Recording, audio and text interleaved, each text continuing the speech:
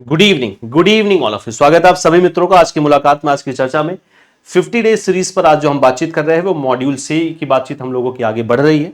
आज ये हमारी 21st क्लास है, 21वीं क्लास है जिसमें हम बातचीत कर रहे हैं। लगातार आपके साथ मुलाकात हो रही है। मॉड्यूल ए और मॉड्यूल बी हम लोगों ने कंप्लीटली कवर कर लिया है। मॉड्यूल सी में आप एक टॉपिक देखेंगे डेवलपमेंट फाइनेंशियल इंस्टीट्यूशंस, डीएफआईस, उन पर आज हमारी बातचीत होनी है, यानी उन पर सारे क्वेश्चंस आज हैं। मैं पूरा का पूरा सिलेबस क्वेश्चंस के माध्यम से कवर कर रहा हूं इस वाईटी क्लास में। तो आप अगर प्रैक्टिस करना चाहते हैं, एमसीक्यू के थ्रू अपना पूरा सिलेबस देखना चाहते हैं जो जरूरी भी है आपके लिए, तो ये क्लास आपके लिए सबसे ज्यादा इंपॉर्टेंट क्लास हो जाती है। इसके पहले हम लोगों ने थ्योरी पर भी पूरी बातचीत की हुई है। शुरू करते हैं आज की शाम का सबसे पहला सवाल मॉड्यूल सी में डेवलपमेंट फाइनेंशियल इंस्टीट्यूशन पर। ये आपका आज का मुद्दा है। चलिए क्वेश्चन नंबर 1 पर आते हैं। विच डीएफआई यानी development financial institution was instrumental in the development of industrial states and infrastructure project in India particularly in the 20th century. तो 20वीं शताब्दी के अंतर्गत इनमें से कौन सी डीएफआई है जो इंस्ट्रूमेंटल और डेवलपमेंट फंक्शंस देख रही थी इंडस्ट्रियल स्टेट में, इंडस्ट्रियल एरिया में? आपको ये बताना नाबार्ड है या आईडीबीआई है या फिर small industry development bank of India जिसको हम सिड भी बोलते हैं, या डी ऑप्शन है यहां पर industrial finance corporation of India जिसको आईएफसीआई बोला जाता है। क्या होगा क्वेश्चन नंबर 1 पर दुरुस्त आंसर? आराम से आंसर करिए, कोई जल्दबाजी नहीं है, कोई माइनस मार्किंग नहीं है आपके एग्जाम में। तो इसका मतलब ये कतई नहीं है कि हम जल्दबाजी में कोई आंसर करेंगे। आंसर जल्दी में नहीं होना चाहिए, अदरवाइज जो गलत होगा। क्या होगा दुरुस्त आंसर भैया? क्वेश्चन नंबर 1 पर हम लोगों ने सफिशिएंट टाइम ले लिया है। क्लियर है? डेवलपमेंट फाइनेंशियल इंस्टीट्यूशंस, आप इनको एक स्पेशलाइज्ड फाइनेंशियल इंस्टीट्यूशंस भी कह सकते हैं, जिनका काम होता है अपने अपने सेक्टर को फाइनेंस उपलब्ध कराकर, रीफाइनेंस उपलब्ध कराकर, मीडियम टर्म लॉन्ग टर्म का फंड उपलब्ध कराकर उनके मार्केट को डेवलप कर उस पूरे पर्टिकुलर सेक्टर को डेवलप करना। जैसे नाबार्ड एग्रीकल्चर रूरल डेवलपमेंट का काम देखता है, आईडीबीआई इंडस्ट्रियल सेक्टर को देखता है, small industrial development bank of India MSME और स्मॉल स्केल इंडस्ट्रीज के डेवलपमेंट को देखता है। वैसे ही आपका है आईएफसीआई। इस पर्टिकुलर क्वेश्चन के लिए डी ऑप्शन बिल्कुल करेक्ट ऑप्शन होगा। आईएफसीआई पर एक और आप आंसर याद रख लीजिएगा, आईएफसीआई भारत में आजादी के बाद बनने वाला सबसे पहला डेवलपमेंट फाइनेंशियल इंस्टीट्यूशन था। 1948 में इसको एस्टैब्लिश किया गया था। क्वेश्चन नंबर 2 की तरफ आते हैं भैया। Which of the following was an important consequence of IFCI transition to a company under the companies act 2000 in 2001? 2001 में क्या किया गया भैया? आईएफसीआई को कन्वर्ट कर दिया गया कंपनी में। क्लियर है? तो ये कंपनी बन गई है कंपनीज एक्ट के अंतर्गत। तो इसका क्या कॉन्सिक्वेंस हुआ? It cease to be regulated by RBI. अब आरबीआई इसका रेगुलेशन नहीं करेगा, ये सीज हो गया आरबीआई के रेगुलेशन से, मतलब आरबीआई इसको रेगुलेट नहीं करेगा। या it become eligible to raise equity capital from the public market, या इसको ये अधिकार मिल गया कि ये भी इक्विटी कैपिटल के थ्रू पब्लिक से फंड रेज कर सकता है, यानी पब्लिक को अपने शेयर्स बेच सकता है।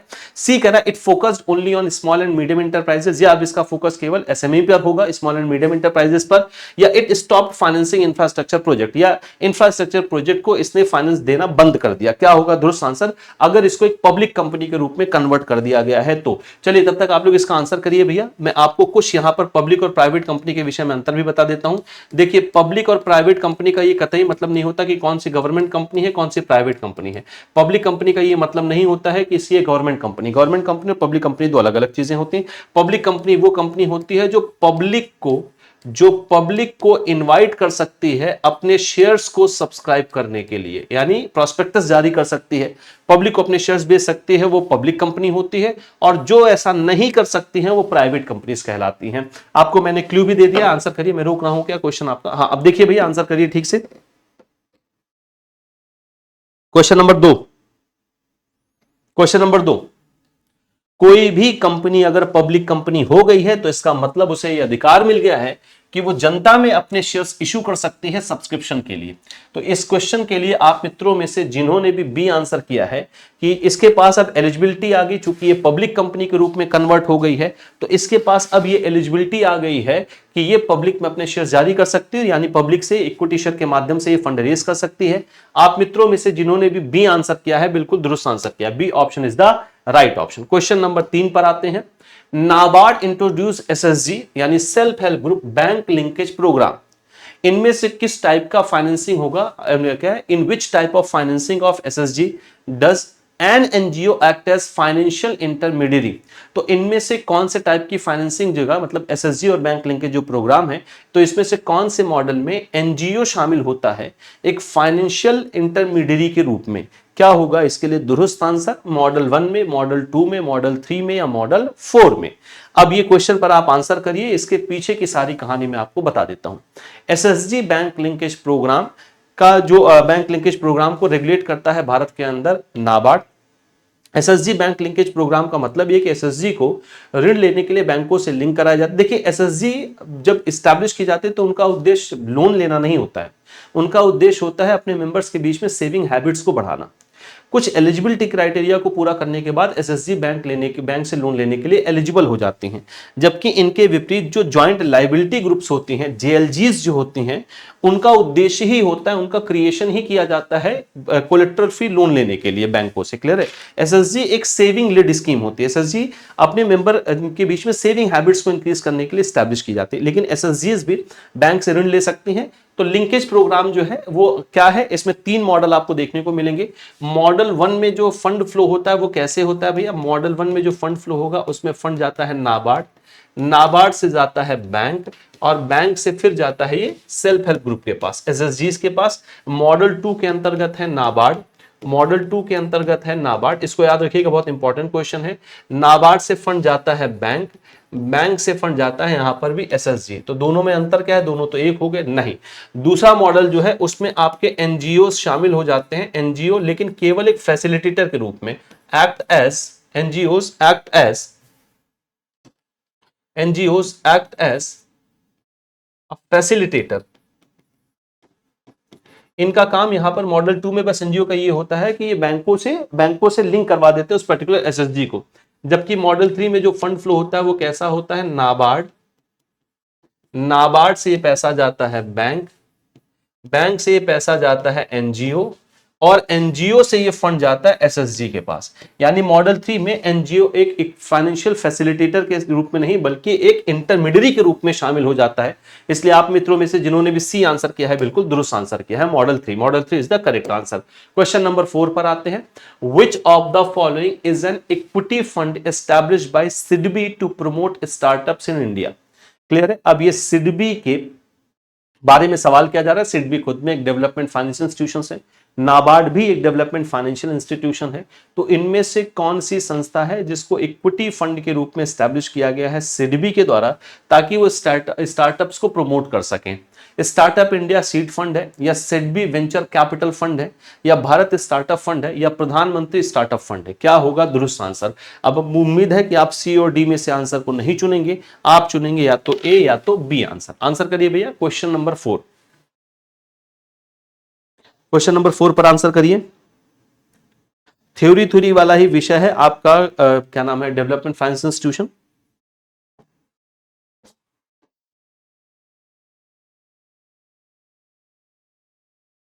क्वेश्चन नंबर 4, ये सिडबी की सब्सिडरी के रूप में भी काम करता है।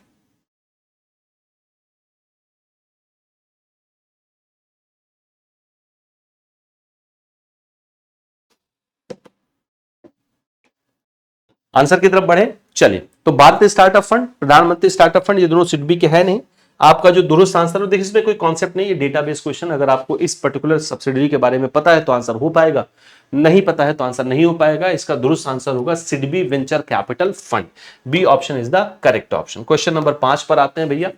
SSG bank linkage programme initiated by NABARD operates on which of the following model? अभी एसएसजी बैंक लिंकेज प्रोग्राम पर हम लोगों ने पीछे चर्चा की कि कौन से मॉडल के अंतर्गत एनजीओज एक फाइनेंशियल मीडिएटर के रूप में शामिल होता है।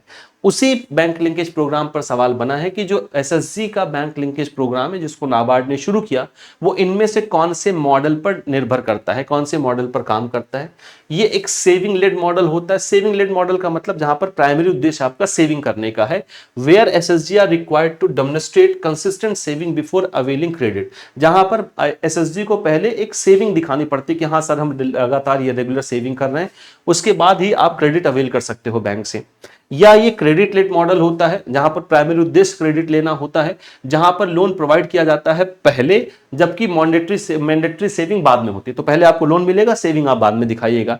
या सी कह रहा है गवर्नमेंट बैक्ड ग्रांट होती है for large scale business operations, या इस मॉडल के अंतर्गत ना आपका जो एसएसजी बैंक लिंकेज प्रोग्राम है या बैंक लिंकेज मॉडल्स हैं उनके अंतर्गत ये गवर्नमेंट बैंक ग्रांट मिलता है जहां पर गवर्नमेंट गारंटी लेती है लार्ज स्केल ऑपरेशंस के लिए, या ये कोलेट्रल बेस्ड लेंडिंग होती है। क्या होगा दुरुस्त आंसर? वैसे आप एसएसजी जेएलजी ये मॉडल आप पढ़ते हो माइक्रो फाइनेंस में भी, लेकिन नाबार्ड आपके इस पर्टिकुलर टॉपिक में एक हिस्सा है। नाबार्ड एक डेवलपमेंट फाइनेंस इंस्टीट्यूशन के रूप में देखा जाता है, माइक्रो फाइनेंस को भारत के अंदर रेगुलेट करता है नाबार्ड, इसलिए ये क्वेश्चन यहां पर भी बनाए गए हैं। क्वेश्चन नंबर 5 पर क्या दुरुस्त आंसर होगा? अगर आपने पिछले क्वेश्चंस को ठीक से सुना होगा तो इसका आंसर भी आप आराम से कर पाएंगे, क्योंकि मैंने दोनों का उद्देश्य अलग अलग बताया है आपको। एसएसजी का क्या उद्देश्य है, जेएलजी का क्या उद्देश्य है। बीइंग अ बैंकर आप इसको जानते भी होंगे, क्योंकि आप बैंक में रेगुलर बेसिस पर एसएसजी और उनके अकाउंट्स वगैरह से संबंधित कामकाज करते होंगे। आंसर करिए भैया क्वेश्चन नंबर 5 पर।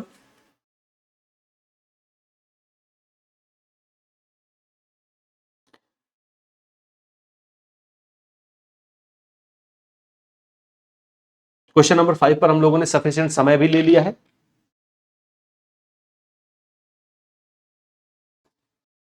आगे बढ़े, चलिए। देखिए आपको ये पता है कि जो क्रेडिट लेड मॉडल होता है वो जेएलजी होता है। जेएलजी को एस्टैब्लिश इस उद्देश्य से किया जाता है कि जेएलजी के जो मेंबर्स हैं वो बिना कोलेट्रल के, कोलेट्रल फ्री बैंक से लोन ले सकें अपने लाइवलीहुड के लिए। जबकि एसएसजी का प्राइमरी उद्देश्य ऋण लेना नहीं होता है, बल्कि अपने मेंबर्स के बीच में सेविंग हैबिट्स को इंक्रीज करना है। जब वो अपनी लगातार सेविंग दिखाते हैं, लगातार मीटिंग कर रहे हैं, मीटिंग को कंटिन्यू कर रहे हैं और अपने अकाउंट को मेंटेन कर रहे हैं, तो इन सूत्रों का पालन करने के बाद उनके अंदर ये एलिजिबिलिटी आ जाती है कि वो बैंक से लोन ले सकते हैं। तो ये सेविंग लेड मॉडल होता है। क्वेश्चन नंबर 5 पर आप में जिन्होंने भी ए आंसर किया है बिल्कुल दुरुस्त आंसर किया, A option is the correct option.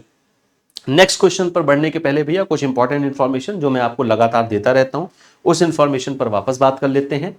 आप अगर प्रिपरेशन अपनी शुरू कर चुके हैं तो आपके लिए जरूरी है कि आप गाइडेंस में तैयारी करें। आप किसी की भी गाइडेंस में करें, जो भी आपको बेहतर लग रही हो आप वहां पर तैयारी करें, लेकिन गाइडेंस में तैयारी करें। इसके लिए सबसे बेहतर है कि आप हमारे महापैक्स में आ सकते हैं। महापैक आपको 3 वैलिडिटी में मिलने, 1 ईयर, 2 ईयर और 6 मंथ। महापैक जैसा आप जानते हैं वन स्टॉप सोल्यूशन के रूप में काम करता है। वन स्टॉप सोल्यूशन का मतलब है जैसे आप महापैक को सब्सक्राइब करते हैं, आपके जितने भी रनिंग बैचेस हैं उन सबका एक्सेस मिल जाता है, और उनकी संख्या 15 से ज्यादा बैचेस का है।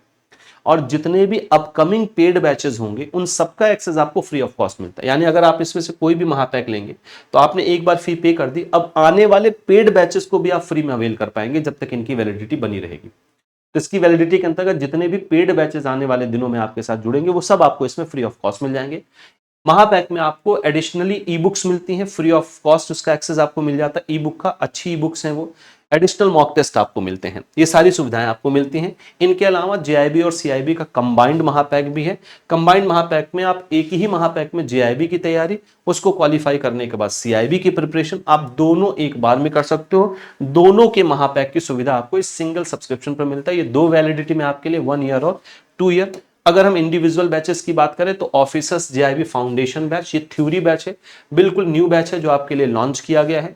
दूसरा है जो आपका एमसीक्यू बैच है। इस एमसीक्यू बैच की खास बात यह है कि आपको इसमें एमसीक्यूज के थ्रू भी आपको सिलेबस डिस्कस किया जाएगा, कवर किया जाएगा। साथ ही साथ इसमें आपको थ्योरी का फाउंडेशन बैच भी मिल रहा है, यानी इस एक सिंगल बैच में आप थ्योरी एमसीक्यू सब कुछ तैयार करेंगे। अगर आपने महापैक लिया है तो आपके महापैक में ये दोनों ही बैचेस ऑटोमेटिकली ऐड हो जाएंगे, आपको ये अलग से परचेज करने की जरूरत नहीं है। क्वेश्चन नंबर 6 पर आते, the main function of NABARD is to provide refinance of rural credit disbursed by the dash and other financial institution as may be approved by the Reserve Bank of India।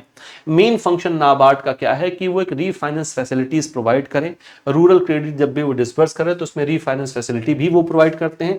By the, किसके through करते हैं ये, किनके through ये refinance facility market के अंदर पहुंचती है, और बाकी और फाइनेंशियल इंस्टीट्यूशंस भी इनमें आते हैं जिनको आरबीआई ने अप्रूव कर रखा है। तो ये रीफाइनेंस जो फैसिलिटीज है वो स्टेट कोऑपरेटिव बैंकों के थ्रू देता है नाबार्ड, या रीजनल बैंकों के थ्रू देता है जो आरआरबीज होती हैं, या रीजनल रूरल बैंकों के थ्रू, या इन दोनों के थ्रू, स्टेट कोऑपरेटिव बैंक्स और रीजनल रूरल बैंक्स दोनों के थ्रू। डी कह रहा नन ऑफ द अबव। क्या होगा दुरुस्त आंसर इस पर्टिकुलर क्वेश्चन के लिए? क्वेश्चन नंबर 6 पर आंसर करिए भैया।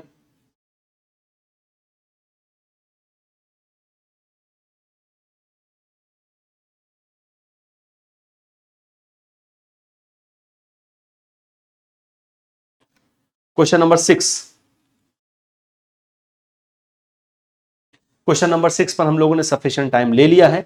इन दोनों के माध्यमों से रीफाइनेंस और फाइनेंसिंग फैसिलिटीज नाबार्ड उपलब्ध कराता है। इसलिए क्वेश्चन नंबर 6 में से आप मित्रों ने जिन्होंने भी सी आंसर किया बोथ ए एंड बी, वो बिल्कुल दुरुस्त आंसर है। क्लियर है? चलिए क्वेश्चन नंबर 7 पर आते हैं। Read the following statement regarding Exim bank, export import bank.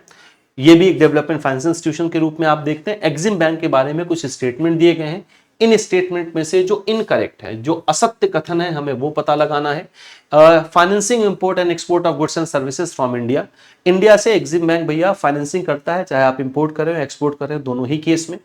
B करा extending short loans for foreign banks and government, foreign bank और गवर्नमेंट को ये शॉर्ट टर्म का लोन भी प्रोवाइड करता है अगर इंपोर्ट एक्सपोर्ट के पर्पस में है वो तो। Providing refinance services to bank for their financing of foreign trade, ये फॉर शब्द लिखा है, उनके फॉरेन ट्रेड को फाइनेंस करने के लिए ये भैया बैंकों को रीफाइनेंस सुविधा भी देता है। और डी करा Exim does not provide service for under writing of shares and debenture, Exim bank जो है अंडर राइटर की सर्विस नहीं देता है शेयर और डिवेंचर के लिए। कौन सा इसमें से असत्य कथन है, आपको ये पता लगाना है। आंसर करिए भैया क्वेश्चन नंबर 7 पर।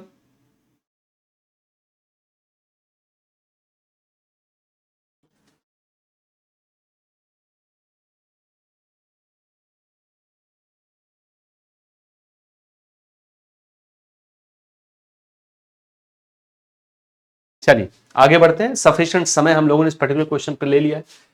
एक्सिम बैंक के बारे में ऊपर के तीनों स्टेटमेंट बिल्कुल दुरुस्त स्टेटमेंट हैं। जो चौथा स्टेटमेंट लिखा है Exim does not provide service of underwriting of shares and debenture, ये स्टेटमेंट गलत है। एक्सिम बैंक अंडरराइटिंग की भी सर्विस देता है आपके शेयर्स और डिवेंचर्स के लिए, तो D option is the correct option, क्योंकि ये स्टेटमेंट सही नहीं है। क्वेश्चन नंबर 8 पर आते हैं। नैबफिट के बारे में क्वेश्चन पूछा गया। नैबफिट का पूरा नाम national bank for financing infrastructure development है। नैबफिड 2021 में 1 लाख करोड़ रुपए की संपत्ति के साथ एस्टैब्लिश किया गया था। नैबफिड एक डेवलपमेंट फाइनेंशियल इंस्टीट्यूशन है जो भारत में इंफ्रास्ट्रक्चर सेक्टर को डेवलप करने का काम करता है। रिजर्व बैंक ऑफ इंडिया इसकी रेगुलेटिंग अथॉरिटी के रूप में काम करता है। लगभग चीजें मैंने आपको बता दी हैं, बाकी चीजें हम इन क्वेश्चंस के माध्यम से देखेंगे समझेंगे। तो नैबफिड के बारे में कुछ स्टेटमेंट दिए गए हैं। इस बार हमें जो करेक्ट स्टेटमेंट है उसका पता लगाना है।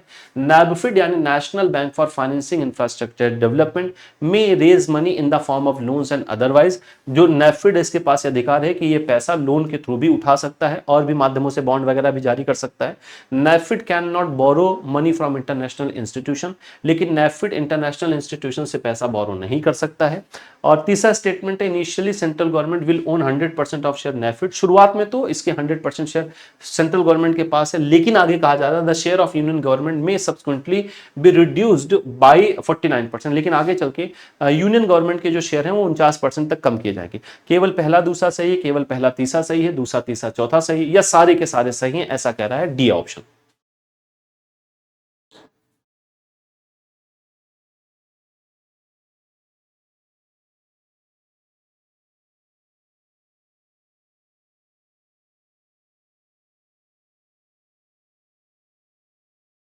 क्लियर है जी?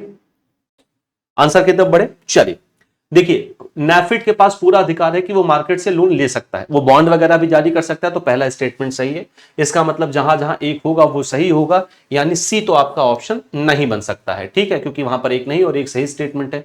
नैफिड can not borrow money from international institution, NaBFID पैसा बोरो नहीं कर सकता इंटरनेशनल इंस्टीट्यूशन से, नहीं, ये गलत बात है। नैफिड वर्ल्ड बैंक, IMF जैसी संस्थाओं से फंड ले सकता है, इसलिए दूसरा स्टेटमेंट जो है आपका वो गलत स्टेटमेंट है। तो हमें करेक्ट स्टेटमेंट का पता लगाना है, इसलिए जहां पर दो होगा वो तो आपका आंसर बन नहीं सकता। इसका मतलब आपका आंसर ना तो ए बन सकता है, ना तो आपका आंसर डी बन सकता है, आपका आंसर बनेगा बी, यानी पहला और तीसरा स्टेटमेंट सही है बिल्कुल। इनिशियली 100% सेंट्रल गवर्नमेंट का इसमें शेयर होगा, और चौथा स्टेटमेंट इसलिए गलत है कि आगे चल के गवर्नमेंट ऑफ इंडिया का स्टेक कम होगा, निश्चित तौर पर कम किया जाएगा, ऐसा लिखा भी गया है, लेकिन 49% नहीं बल्कि 26% तक कम करके लाया जाएगा। तो आप में से जिन्होंने भी इसके लिए बी आंसर किया है बिल्कुल दुरुस्त आंसर किया, B option is the correct option, B option is the right option. Question number 9 पर आते हैं। Read the following statement carefully. इस बार फिर से नैफिड के बारे में ही क्वेश्चन है, और इस बार भी हमें नैफिड के बारे में करेक्ट स्टेटमेंट का पता लगाना है। Upon request by NaBFID the union government may guarantee the security and loans issued by the NaBFID. NaBFID के रिक्वेस्ट करने पर नैफिड जो भी सिक्योरिटी या लोन जारी करेगा उस पर भारत सरकार गारंटी देगी या दे सकती है। By the end of the first financial year the union government will provide grants worth 5,000 crore to NaBFID by the end of first financial year. तो ये वाला स्टेटमेंट यहाँ पर दोहरा दिया गया है। तो कहा यह जा रहा है कि पहले फाइनेंशियल ईयर के अंत में भारत सरकार ने कहा कि हम आपको 5,000 करोड़ रुपए की गारंटी भी देंगे। ए कह रहा है केवल पहला सही, बी कह रहा है केवल दूसरा सही, सी कह रहा है कि दोनों के दोनों सही है, डी कह रहा है ना तो पहला ना तो दूसरा। क्या होगा भैया दुरुस्त आंसर?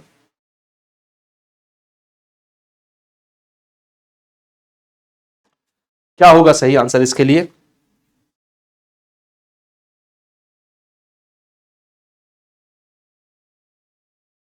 क्लियर? सफिशिएंट समय हम लोग ले चुके हैं भैया इस पर्टिकुलर क्वेश्चन पे। नेफिड के बारे में दोनों ही स्टेटमेंट सही हैं, तो जिन्होंने भी सी आंसर किया है बिल्कुल दुरुस्त आंसर किया है। दोनों स्टेटमेंट देख लीजिए भैया, दोनों ही स्टेटमेंट सही है। C option is the correct option. Next question की तरफ बढ़ते हैं। तो आज के लिए हमारे पास ये डेवलपमेंट फाइनेंशियल इंस्टीट्यूशन से कुल 9 क्वेश्चन थे जिन पर हमने पूरा डिस्कशन किया है। कल आपके साथ अगले मुद्दे पर मुलाकात होगी। ये क्लास आपके साथ चलती है शाम को 7 से 7:30 के मध्य, ट्यूसडे से लेकर आपका संडे तक। मंडे आपका वीक ऑफ होता है। बाकी सारे बैचेस के विषय में मैं आपको जानकारी दे चुका हूं। आप में से कोई ऐसा मित्र भैया जिसका केवल एक सब्जेक्ट ही रुका है, सिंगल सब्जेक्ट ही आप में से अगर किसी व्यक्ति का रुका हुआ है तो वो सिर्फ सिंगल सब्जेक्ट ही सब्सक्राइब कर लें। उनको सारे पूरा एक पैक लेने की जरूरत या पूरा बैच सब्सक्राइब करने की जरूरत नहीं है। सिंगल सब्जेक्ट का भी आपके पास ऑप्शन है। सिंगल सब्जेक्ट आपको चारों ही कंपलसरी पेपर यहां पर दिखाई दे रहे हैं। आप इनमें से जो भी आपका पेपर होगा आप सिंगल सब्जेक्ट के रूप में भी सब्सक्राइब कर सकते हैं। इनके अलावा भी आपके लिए बुक है, फिजिकल बुक है। आप इसे अमेजॉन, फ्लिपकार्ट, हमारे PW स्टोर कहीं से भी ऑर्डर कर सकते हैं। ये एक क्रिप्स और बहुत जबरदस्त किताब है। बहुत अच्छे रिव्यूज बैंकर्स के आ रहे हैं, तो बल्कि जो आपकी स्टडी मटेरियल है उनसे पढ़ने की बजाय आप इस बुक को रिफर कर सकते हैं। वैसे ही लिखी गई जैसे आपका IABF का सिलेबस है। स्टैंडर्ड बुक है, अच्छा कंटेंट आपको मिलेगा, पेपर क्वालिफाई कराने में बहुत मदद आपकी करेगा। और 1224 में आपको चारों किताबें मिल जाएंगी, चारों सब्जेक्ट। इसके अलावा कुछ भी आप और मुझसे जानना चाहते हैं, पूछना चाहते हैं, तो इस पर्टिकुलर QR कोड को स्कैन करके आप एक डेडिकेटेड टेलीग्राम ग्रुप से जुड़ सकते हैं। ये सारी सुविधाएं आपको इस ग्रुप पर मिलेंगी और कोई भी सवाल आप मुझसे वहां पर कर सकते हैं। मैं आपके इस सवाल के जवाब के लिए वहां पर बना रहता हूं। अगर QR कोड को स्कैन करने में कोई दिक्कत आ रही है तो आप सिंपली टेलीग्राम पर सर्च करें आशीष सर JIB CIB एग्जाम्स। इस माध्यम से भी आप मुझसे जुड़ सकते हैं। तो आज के लिए फिर इतनी ही चर्चा रखते हैं। कल आपसे वापस मुलाकात होगी एक नए मुद्दे पर, हम MCQ के थ्रू डिस्कशन करने वाले हैं। ठीक है, जितनी बात। तो आज के लिए फिर इतनी ही चर्चा रखते हैं, कल मिलते हैं वापस। चलिए आज के लिए इतना ही। बहुत बहुत धन्यवाद। अपना ख्याल रखिए भैया, कल मिलते हैं। Thanks a lot.